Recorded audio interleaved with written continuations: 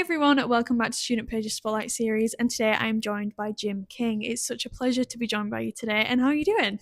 Great, we're having a wonderful day in Leeds and meeting some great people and talking about our festival that's coming up. So yeah, it's been really good. Fabulous. So the first question that I want to ask you is, with being in such a big industry, how has it been with Leeds Fest already being here, Leeds Festival? How have you managed to combat that? I know that you said a lot about sustainability, so what has been your way of separating Roundhay from the existing festivals and really defining the name for that?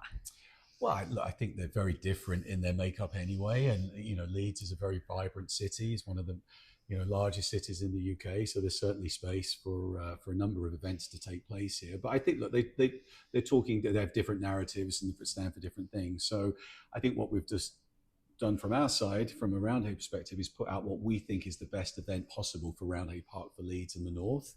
And yeah, we're very happy with the outcome so far. 100%. And so, for anyone, any students at home who are looking to make it into this maybe music festival industry, what advice would you have with that for them as to getting into the industry? Well, it's a great industry for people to get, and I say that obviously being anchored in it for the last 30 years or so. But yeah, look, I mean, if you have a passion for music and have a passion for live music, there's a number of ways which you can do that. I mean, there's the DIY thing and go out and Mm-hmm. maybe promote your own shows or help other people who are doing that, work in radio, work in the local music store, or whatever it might be. Just, be close to music is the advice that I would give people. And then you're going to be around that community. And those opportunities tend to come from being in those communities. That's how I got involved in what I was doing. So yeah, I think any way that you can be part of an event, volunteer at an event, work at an event, be it's behind the bar or in stewarding, whatever it might be, and understand what goes into making those events take place. And that's just the best possible way to start. 100%. Just immerse yourself in the Yeah. environment. And so, with you mentioning earlier a little bit about the sustainability, I was wondering if we could talk a little bit more about that and see why that is so important, especially in these outdoor spaces, do you think?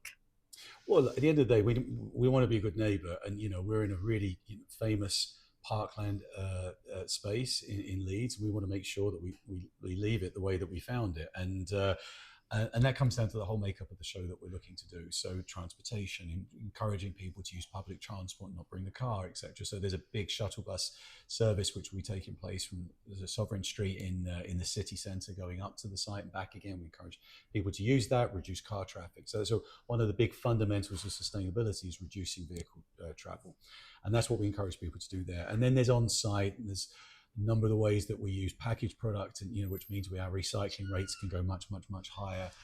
We use HVO fuel, which is fully sustainable and green fuel rather than using diesel. So there's a number of measures which you look to do in.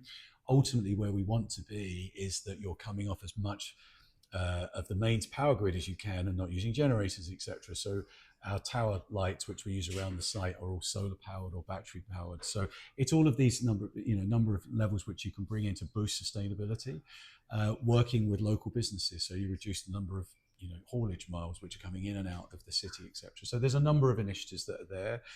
When you just launch a show, it's usually its foundation year, so you're looking for a benchmark which you can then improve from. So that's what you'll see as well with Roundhay. We'll monitor what our sustainability credentials are after the first year, and they go, how do we improve that? What means can we get to a better recycling rate or a higher use of HVO fuel user, or battery led generators, over fuel based ones. So it's about learning. You do the best, most sustainable event that you can, learn from it, improve it, and be better next time. 100%. And I think that's really important, especially in this environment today. And so, my final question for you is, to anyone who might not have heard about Roundhay Festival, what would you tell them, or especially young people, why is it important to be immersing themselves in these industries? Well, look, it's an industry which I think is it's very close to my heart. I've been doing it a very very long time. I don't think there's many things more rewarding than being in the middle of a large number of people, seeing them and enjoy themselves. And if you've played a part of that, and our role essentially is to manage that connection between the artist playing on stage and all these fans out there, and our role is to manage that. And if they all go home happy, then obviously that's a tremendous feeling for us. 100%. Well, it's been an absolute pleasure chatting with you today. That's all I've got for today. And thank you everyone for tuning in, and I'll see you all next time.